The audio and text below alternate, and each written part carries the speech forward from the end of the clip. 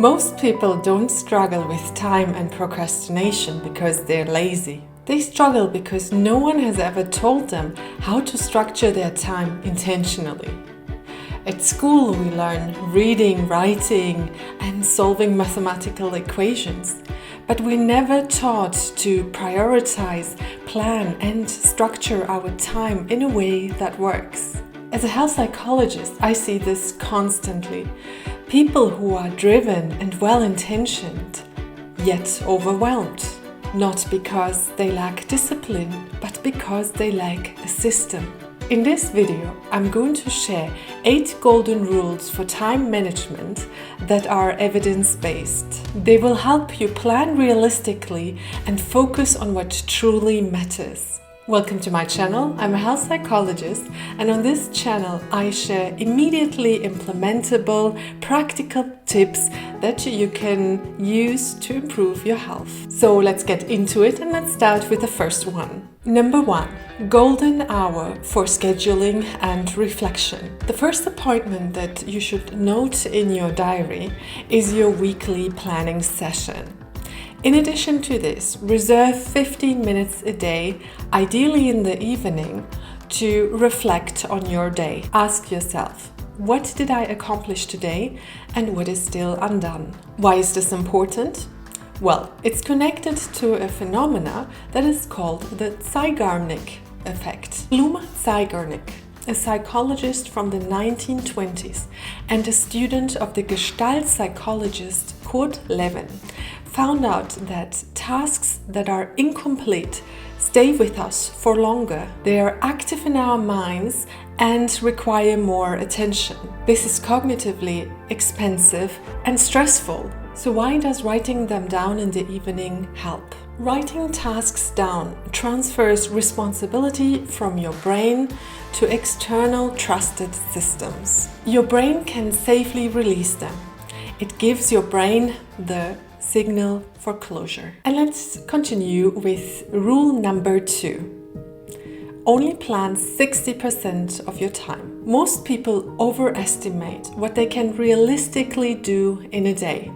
And when they don't achieve it, they feel like a failure in the evening. Therefore, plan no more than 60% of your available time. Structure that time into general blocks, such as deep working, health, learning, and admin. Inside these blocks, use simple to-do lists and tick off the tasks that you have completed. And what happens with the remaining 40% of your available time? Well, they act as buffer, recovery space, and flexibility for the unexpected. This creates perceived control, which is one of the most important predictors to lower stress.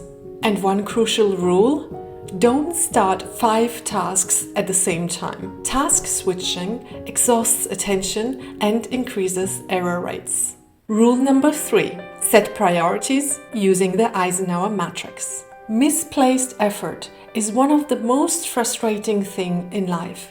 You work all day, but not on the right things. The Eisenhower Matrix gives us a tool to sort our tasks into 4 meaningful categories. They can be easily explained with following 4 terms and graph: firefighting tasks, errands, trash can tasks, and strategy tasks. Let's walk through each one. In this graph, these tasks are sorted according to importance and urgency. Urgent and important tasks are called firefighting tasks. They scream for attention, deadlines, crises, problems that will explode if ignored. You must complete these tasks immediately and usually by yourself, as they are both important and urgent. Examples are a project due tomorrow, a sick child, an angry client, or your taxes. Having many such tasks has a disadvantage that there is less time for tasks that are not urgent but important. The goal is to keep these tasks roughly below 25% of your workload. And a spoiler, when everything feels urgent, it's usually because strategic tasks were neglected earlier. Let's come to the second type of tasks, which are called errands. These tasks are urgent but not important. They are necessary but don't move your life forward. These tasks are usually of admin or organizational nature. Examples are emails, cleaning, scheduling, and paperwork. They are urgent because something or someone is expecting a response, but they're not important in terms of your core goals. And the danger here is that errands create an illusion of productivity. You're busy, you're completing tasks and ticking them off, but nothing really important is moving forward. So the healthy guideline here is to keep these as well below 25%. And a tip: automate them, batch them, or outsource them wherever possible. Now we come to the third type of tasks that are called trash can tasks.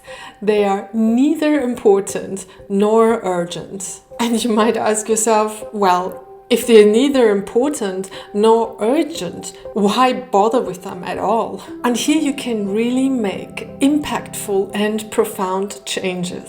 These tasks drain attention without giving anything valuable in return. Examples are mindless scrolling, doom-watching news, and overthinking. The brain often uses these as emotional anesthesia. Why? Because often we are tired, overwhelmed, or overstimulated. These activities don't require better scheduling. They need honest reduction. So ask yourself this simple question: if I removed these activities, would I lose anything meaningful in my life? If not, it belongs into the trash can. And the last type of tasks are strategic tasks. They are important but not urgent. They rarely scream, they whisper.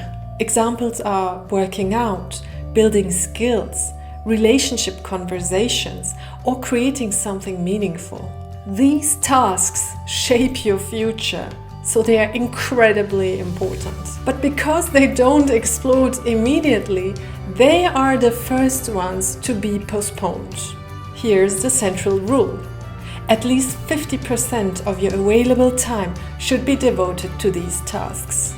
When you invest heavily in strategic tasks, firefighting shrinks, fewer crises appear, life feels calmer, and progress feels more steady. Strategic tasks are actually quite architects of a good life. Let's continue with golden rule number 4. Apply the 80-20 Pareto Principle. The Pareto Principle shows us that often 80% of the results can be achieved with 20% of the effort. And often this 80% is enough for success, even if you would like to deliver 120%. It is therefore a good idea to critically ask yourself whether the additional effort for perfectionism is really worth it. Let's continue with golden rule number 5. Create synergies. Ensure that synergies are created when completing your tasks. For example, it is a good idea to bundle similar tasks, such as checking your emails and social media messages twice a day. This saves you energy and attention, as you don't have to constantly click through accounts to check your messages and get interrupted. Rule number 6. Work with your biological rhythm. You're not a machine. You have predictable energy fluctuations. Most people experience deep focus in late morning, a dip early afternoon, usually after lunch, and a secondary rise late afternoon or early evening. Schedule complex thinking in high energy windows and simple tasks in low energy windows. Rule number 7. Chunk big tasks and create easy wins. For agile time management, it is essential that individual tasks are small enough to be handled flexibly and to achieve easy wins. Because it can be sometimes daunting to start a large task, it makes sense to apply the salami technique. This means breaking larger tasks into smaller chunks.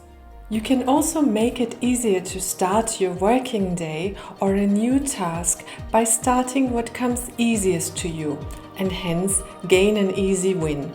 You could also start with what contributes significantly to the results with relatively little effort. So let's look at following graph where tasks are allocated according to the effort required to complete them and the contribution they make.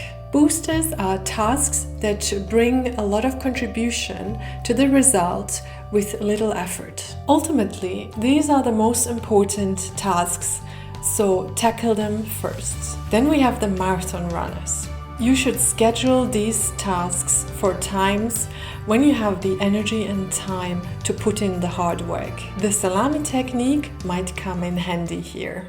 Third, we have the time killers. Here the effort but also the contribution to the result are low. So it's worth asking whether at least they are enjoyable. If so, then it may be a time killer to fill in between breaks. But basically, they are superfluous for achieving your goals. And last but not least, we have the time wasters. They require a lot of effort and only make a little contribution to the result. These are real time and resource wasters that you should try to avoid. Last but not least, let's look at golden rule number 8, build automatic habits. A true game changer for time and self-management are beneficial habits that become routines. They relieve the mind because they happen automatically when certain situations arise that lead to a trigger. Many people move from their bedroom to their bathroom to the breakfast table without giving a single thought to it. They do this with the help of habits that were practiced over many years and don't need any conscious input, from brushing their teeth to choosing what to eat and drink. Favorable work routines, for example, help us to quickly complete tasks. You can develop so-called habit loops. They consist of a stimulus that triggers a routine behavior that leads to a desired result, which in turn is experienced as a reward. This strengthens the tendency to behave similarly next time the stimulus occurs. Habits free mental energy, and mental energy is precious. If you look across these 8 principles, they all point to the same idea.